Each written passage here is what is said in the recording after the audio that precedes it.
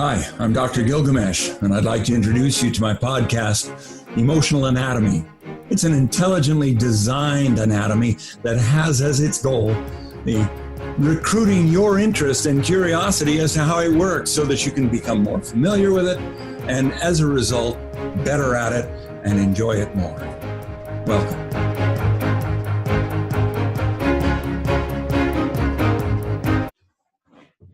Hello, it's me again. Today I'm reminded that this repetition of language is important. After all, this is emotional anatomy, and it has to do with seeing that the anatomy doesn't change, that the mind is derived from DNA and then grows and develops within its environment and frequently is wounded. And as a wounded mind, it doesn't grow back. The elements of the emotion that were wounded as a child have generated reflexes that then repeatedly challenge us throughout our lives. And as we age, and likewise as we understand, we begin teaching each other what happened to us and how we discovered that our emotional anatomy is revealed in patterns and habits and actions that don't change, that seem not to change, that what we're doing is seeing an emotional anatomy that can be navigated rather than changed. I think many of psychological people would try to sell you the idea that you can actually be changed if you just understand a little bit more. That we're actually able to change one another through our philosophies or ideas. I'm throwing a radical twist into that statement, and I'm suggesting here that we don't change. In fact, I'm not trying to change you. I'm trying to suggest that the principle is one of understanding freedom versus slavery. And therefore, understanding emotional anatomy means that you're finally able to make that choice on your own, that you see more clearly that it's about a free choice instead of repetitious habits generated by emotional reflexes that came from early wounding without an awareness that gratitude reboots the machine, without an awareness that this emotional anatomy can be navigated, not by our intellect, but through understanding a collaboration of all parts of the mind, of all parts of emotion, and understanding that our heart home is like a reference place. So I use the concept of navigation, and I start with investing in your confidence. This navigation idea starts very young in the earth. I'm fortunate enough to be able to have been exposed to the early Polynesian navigators. Very young they were when they learned from their fathers and grandfathers. Sitting on the beach next to the campfire, hearing the stories, the ancients, the natives, the early recognition of navigation was part of the culture. And so they would talk stars, and they would orient themselves by discussing and naming stars.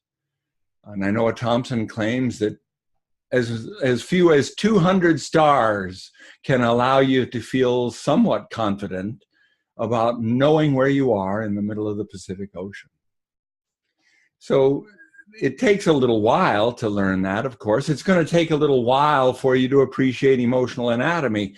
But emotional anatomy starts with a foundation of understanding as well. Just as the stars will orient us in the physical world, our emotion, our heart home, helps us orient ourselves in the emotional world. Instead of being lost in our intellectual interpretation of emotional reflexes, we discover that there is a pathway that can be described, can be recognized, can be taught to our children, that allows them to realize, look, this is what happened to mom and dad. They explained it. Their emotional reflexes turned out like this or that we can explain how we developed and how our emotional reflexes shaped our personality, how I've come out of a very understandable past. I was born into a family, seemingly an excellent family. I'm a fifth generation physician, and that is to say that I come by this legitimately, for in my family, the early wound that I suffered was to have to watch my brother suffer schizophrenia, or at least that's what it was called at the time, and probably it actually is still called schizophrenia.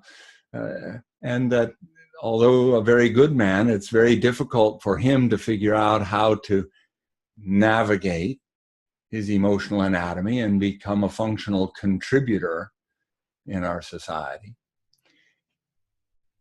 Now, that early wound set me upon a course of investigation. It set me upon a lifetime of investigation. I guess I started somewhere around my age of 10, my brother's age of 12, and precipitated into a full-blown difficulty by my age of 12 and his age of 14. That meant hospitalizations and doctors and diagnoses and attempts at intellectually understanding from a very young age. But it set me upon a course of saying, what does this all mean? And how can I figure it out? And surely there is a meaning and a purpose behind this experience. And as I went into medicine and discovered that, gosh, the fulfilling experience of medicine escaped me until I understood that I was to figure out what happened to my brother. So I went into psychiatry, and here I sit 55 years later, still trying as best that I can to express to you what I found. Now that story is one to explain really the desire and motivation behind searching through the mind to see whether or not there was something I could describe as a way of understanding. Well, I found emotional anatomy. Now, it's not been well described before in terms of navigation. You see, finding our way through the ocean of emotion is to begin seeing that this emotional anatomy is like a soup. It's like the pleasure of seeing the starry night sky. It's like awareness that goes, okay, I understand. Yes, these are emotions, the variety of emotions, and they fight with each other for control. And it wasn't until I recognized that there was a heart home that could orient myself in this complicated soup, so that I could then recognize the emotions that made it difficult for me to find my way home, heart home. The heart home became memories, experiences, feelings, etc. But it also involved all parts of my brain, the lizard brain, the memory brain, the intellectual brain. I'm appealing to your intellectual brain to try and track what I'm saying, but I'm appealing to your intellectual brain to conceptualize the emotional brain. And how do we navigate the emotional brain? And I found that gratitude guides our hearts home. Now, in the physical anatomy, where's my thumb? Where's my thumb? And then I can hide it. Where's my thumb? And the imagination knows exactly where my thumb is. Where's my heart's home? Well, what do you mean by that? And unfortunately, some people have no concept of where their heart's home is. And as we've discussed before, there are some, however, fortunate enough, and I hope you're one, that realizes that your heart's home helps you orient yourself within this emotional anatomy, and recognizing the angst that would oppose your returning heart home. And as you recognize the angst that opposes your return heart home, then I'm claiming that a simple thank you acknowledges that we've discovered how to feel the opposition, how to sense that there is a dark side opposition that wants to prevent us from returning back to the starry night sky, the awe and the wonder, the amazement of how our mind was made on purpose so that we would then recognize how we were wounded and describe how we were wounded, that I was wounded by the impossibility of figuring out schizophrenia. My poor brother is still a schizophrenic, and I'm still a psychiatrist. I'm still trying to express in words how to navigate this emotional anatomy. My emotional anatomy, because if I can help you see my emotional anatomy, you might begin to see your emotional anatomy. And as a scientist, I'm claiming that if you can see what I see, then it may be real. That's scientific method, right? The reproducible experiment, that you become the reproducible experiment of one who discovers how to navigate heart home. I refer to the starry night sky because that's one of the places that I find to be most awe-inspiring as I look out into this vast array of galaxies, etc. I'm extremely blown away by how awesome it is. And that state of mind, then, other frames of mind help us recognize that other frame of mind being, say, lizard brain. That's the lizard on the rock warming. For me, the drama is the barely make it to the bathroom on time. And the thank you is the emotional brain of gratitude, and the intellectual brain, thank you. What do you say when you get a gift? Thank you. So that gratitude guides you to the place, to this experience of awe and wonder. Wow. Okay, well, and that reproducibly that happens, only to be opposed quickly by emotion that refuses thank you. And if you can start identifying this tug of war between emotions that wants to prevent the thank you versus the simplicity of gratitude guiding you back into this heart home place, then you begin to see this incredible simplicity right before your eyes. An incredible simplicity that I argue is designed this way on purpose to impress you, since it's freedom versus slavery. If it doesn't impress you, you're not going to freely choose to pursue this avenue again. And a pathway, a navigable pathway. Finding your way heart home is a navigable pathway that is then concluded in the experience of wonder, included in the experience of relaxation, of single breath gratitude relief. Barely make it to the bathroom on time kind of relief. Or the relief that I get at a sunset, waterfall, rainbow, starry night sky, in your own unique experience of relief. Now, as we get to know each other, and as perhaps you join us into that blog space on Facebook, that then we can get more specific about the individual opposition, because that opposition is so powerful that it does appear to stop us or prevent us from even understanding what I'm trying to say. Yet the interaction is the privilege, you see. We are collaborators. Your experience and my experience collaborate so that we can share with our children, and their experience collaborates and shares with their children. This is legacy, the legacy of freedom, which is not a political freedom, because after all, we've seen in the United States that you can claim political freedom, but look at how many people are slave to their emotional reflexes, not knowing for the first bit about this notion of navigating heart home so that you might choose wisely what's better than what we're doing now.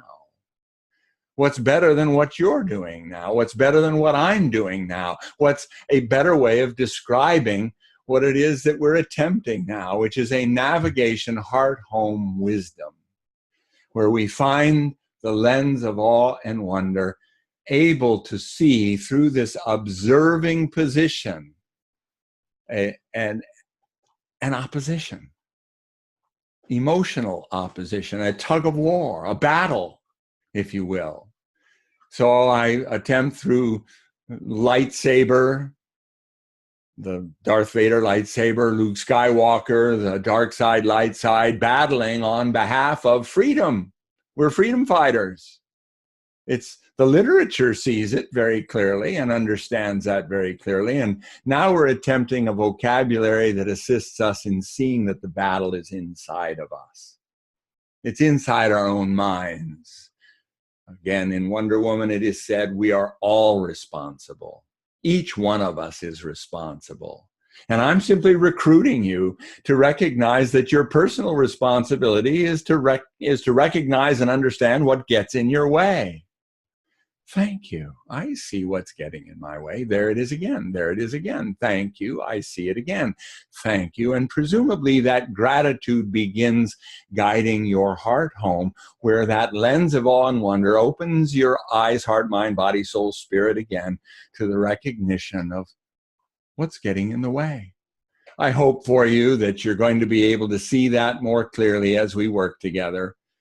And as I encourage you to return again tomorrow and put up with this boringly repetitious method, well, it's boringly repetitious because the mind is incredibly repetitious. It goes over and over and over the same stuff again until thank you takes us down a different pathway, until the gratitude pathway opens our hearts to something new, the lens of awe and wonder. A powerful wow that once glimpsed, you want more. And I'll cover that in another session. It is a privilege to be sharing with you this collaboration we need, because no one person can do it by themselves. We are all responsible, but we share together in this responsibility to build a vocabulary that invites us all to improve the vocabulary so it's easier for the next guy. I hope you'll help out. Join us. Until next time, thank you very much.